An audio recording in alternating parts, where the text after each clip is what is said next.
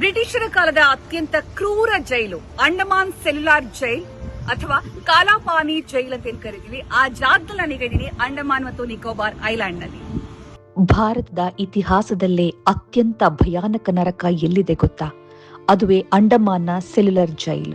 ಇಲ್ಲಿ ಸ್ವಾತಂತ್ರ್ಯ ಹೋರಾಟಗಾರರನ್ನ ಎತ್ತುಗಳ ತರಹ ಎಣ್ಣೆಗಾಣಕ್ಕೆ ಕಟ್ಟಿ ದಿನ ಇಡೀ ದುಡಿಸ್ತಾ ಇದ್ರು.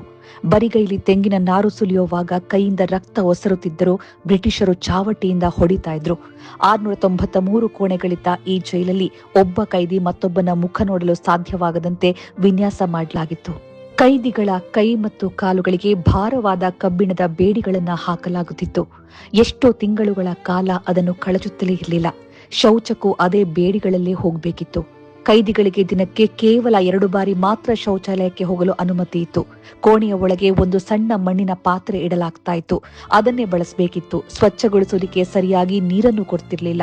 ಕುಡಿಯಲು ಸಮುದ್ರದ ಉಪ್ಪು ಮಿಶ್ರಿತ ನೀರು ಮತ್ತು ತಿನ್ನೋದಕ್ಕೆ ಹುಳುಬಿದ್ದ ರೊಟ್ಟಿ ಹಾಗೂ ಕಾಡು ಗಿಡಗಳ ಸೊಪ್ಪಿನ ಪಲ್ಯ ಕೊಡಲಾಗ್ತಾ ಇತ್ತು. ಪ್ರತಿಭಟಿಸಿದ್ರೆ ಬಾಯಿಗೆ ಕೊಳವೆ ಹಾಕಿ ಜಬರ್ದಸ್ತಿಯಾಗಿ ಆಹಾರ ತುರುಕ್ತಾ ಇದ್ರು. ಸುತ್ತಲೂ ಮೈಲಿಗಟ್ಟಲೆ ಹರಡಿರುವ ಬಂಗಾಳ ಕೊಲ್ಲಿಯ ಸಮುದ್ರ.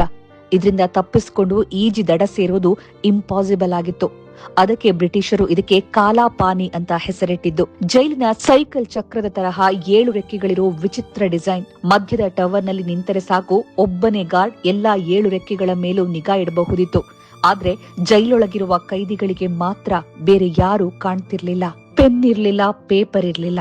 ಆದ್ರೂ ಜೈಲಿನ ಗೋಡೆಗಳ ಮೇಲೆ 6,000 ಕವಿತೆಗಳನ್ನ ಕೆತ್ತಿದ ಆ ಕ್ರಾಂತಿಕಾರಿ ವೀರ ಸಾವರ್ಕರ್ ಇದ್ದಿದ್ದು ಇದೇ ಜೈಲಲ್ಲಿ. ಪ್ರತಿದಿನ ಎಣ್ಣೆಗಾಣದ ಕ್ರೂರ ಹಿಂಸೆ ಅನುಭವಿಸ್ತಾ ಇದ್ದ ಸಾವರ್ಕರ್ ಜೈಲಿನ ಮುಳ್ಳುಗಳು ಮತ್ತು ಉಗುರುಗಳಿಂದಲೇ ಗೋಡೆಗಳ ಮೇಲೆ ಕವಿತೆ ಬರಿತಾ ಇದ್ರು. ಬ್ರಿಟಿಷರು ಅದನ್ನ ಅಳಿಸುವ ಮುನ್ನವೇ ಜ್ಞಾಪಕದಲ್ಲಿಟ್ಟುಕೊಂಡು ಜೈಲಿಂದ ಹೊರಬಂದ ಮೇಲೆ ಪ್ರಕಟಿಸಿದ್ರು. ಅತಿ ದೊಡ್ಡ ಟ್ವಿಸ್ಟ್ ಅಂತಂದ್ರೆ ಅವರ ಸ್ವಂತ ಅಣ್ಣ ಬಾಬಾರಾವ್ ಕೂಡ ಅದೇ ಜೈಲಲ್ಲಿದ್ರು. 2 ವರ್ಷಗಳ ಕಾಲ ಇಬ್ಬರಿಗೂ ಆ ವಿಷಯವೇ ಗೊತ್ತಿರಲಿಲ್ಲ. ಇತಿಹಾಸದ ಇನ್ನೂ ಕರಾಳ ಸತ್ಯ ನೋಡಿ. ಇಲ್ಲಿ ನೇಣುಗಂಬಗಳಿದೆ. ಈ ನೇಣುಗಂಬದ ವಿಶೇಷತೆ ಏನು ಅಂತಂದ್ರೆ, ಒಂದೇ ಬಾರಿಗೆ 3 ಜನರನ್ನ ಒಟ್ಟಿಗೆ ನೇಣು ಹಾಕೋದು. ಜೈಲಿನ ಒಂದು ಮೂಲೆಯಲ್ಲಿದ್ದ ಕಪ್ಪಗಿನ ಕೋಣೆಯಲ್ಲಿ ಈ ನೇಣುಗಂಬ ಇದೆ. ಯಾರಿಗೆ ನೇಣು ಹಾಕಲಾಗ್ತಾ ಇದೆಯೋ ಅವರ ಮುಖಕ್ಕೆ ಕಪ್ಪು ಬಟ್ಟೆ ಕಟ್ಟಿ ಕಾಲುಗಳನ್ನ ಕಟ್ಟಿ ಕೆಳಗಿಂದ ಹಲಗೆಯನ್ನ ಎಳೆಯಲಾಗ್ತಾ ಇತ್ತು. ನೇಣು ಹಾಕಿದ ನಂತರ ಕ್ರಾಂತಿಕಾರಿಗಳ ಮೃತದೇಹಗಳನ್ನ ಅವರ ಕುಟುಂಬಸ್ಥರಿಗೆ ಹಸ್ತಾಂತರಿಸುತ್ತಿರಲಿಲ್ಲ. ಕ್ರಾಂತಿಕಾರಿಗಳ ಅಂತ್ಯಕ್ರಿಯೆ ನಡೆದ್ರೆ ದೇಶದಲ್ಲಿ ಮತ್ತೆ ದಂಗೆ ಏಳಬಹುದು ಎಂಬ ಭಯ ಬ್ರಿಟಿಷರಿಗಿತ್ತು. ಹಾಗಾಗಿ ತಡರಾತ್ರಿ ಶವಗಳಿಗೆ ಭಾರವಾದ ಕಲ್ಲುಗಳನ್ನ ಕಟ್ಟಿ ಜೈಲಿನ ಹಿಂಭಾಗದ ಬಂಗಾಳಕೊಲ್ಲಿಯ ಸಮುದ್ರಕ್ಕೆ ಎಸೆದು ಬಿಡ್ತಾ ಇದ್ರು. ಶವಗಳು ಸಮುದ್ರದ ಶಾರ್ಕ್ ಮೀನುಗಳಿಗೆ ಆಹಾರವಾಗ್ತಾ ಇದ್ವು. ವೀರ ಸಾವರ್ಕರ್ ಅವರಿಗೆ ಬ್ರಿಟಿಷ್ ಸರ್ಕಾರ ಬರೋಬ್ಬರಿ 50 ವರ್ಷಗಳ ಕಾಲ ಕಠಿಣ ಕಾರಾಗೃಹ ಶಿಕ್ಷೆ ವಿಧಿಸಿ ಅಂಡಮಾನ್ಗೆ ಕಳುಹಿಸಿತ್ತು. ಇತಿಹಾಸದಲ್ಲೇ ಒಬ್ಬ ವ್ಯಕ್ತಿಗೆ 2 ಜೀವಾವಧಿ ಶಿಕ್ಷೆ ವಿಧಿಸಿದ ಅಪರೂಪದ ಘಟನೆ ಇದಾಗಿದೆ. ಬ್ರಿಟಿಷರು ವೀರ ಸಾವರ್ಕರ್ ಅವರ ಮನೋಬಲ ಮುರಿಯಲು ಬಳಸಿದ ಅತ್ಯಂತ ಕ್ರೂರ ಐಡಿಯಾ ಏನಿತ್ತು ಗೊತ್ತಾ? ಸಾವರ್ಕರ್ ಅವರನ್ನಿಟ್ಟಿದ್ದ ಕೋಣೆಯ ಕಿಟಕಿಯಿಂದ ನೇರವಾಗಿ ನೇಣುಗಂಬ ಕಾಣಿಸ್ತಾ ಇತ್ತು. ಬ್ರಿಟಿಷರು ಬೇಕೆಂದೇ ಅವರನ್ನ ಅಲ್ಲಿ ಬಂಧಿಸಿದ್ರು. ಪ್ರತಿದಿನ ಬೆಳಗ್ಗೆ ಎದ್ದ ತಕ್ಷಣ ಸಾವರ್ಕರ್ ಕಣ್ಣಿಗೆ ಬೀಳ್ತಾ ಇದ್ದಿದ್ದೇ ದೇಶಭಕ್ತರನ್ನ ನೇಣು ಹಾಕುವ ಆ ಕರಾಳ ದೃಶ್ಯ. ಅವರ ಕಣ್ಣೆದುರೇ ಅವರ ಸಹ ಕ್ರಾಂತಿಕಾರಿಗಳನ್ನ ನೇಣಿಗೆ ಹಾಕಲಾಗ್ತಾ ಇತ್ತು ಮತ್ತು ಶವಗಳನ್ನ ಸಮುದ್ರದ ಶಾರ್ಕ್ ಮೀನುಗಳಿಗೆ ಎಸೆಯಲಾಗ್ತಾ ಇತ್ತು. ಮುಂದಿನ ಸರದಿ ನಿನ್ನದೇ ಎಂದು ಬ್ರಿಟಿಷರು ಹೆದರಿಸ್ತಾ ಇದ್ರು. ಸಾವರ್ಕರ್ ಧೃತಿಗೆಡದೆ 10 ವರ್ಷಗಳ ಕಾಲ ಆ ನರಕವನ್ನ ಎದುರಿಸಿದ್ರು.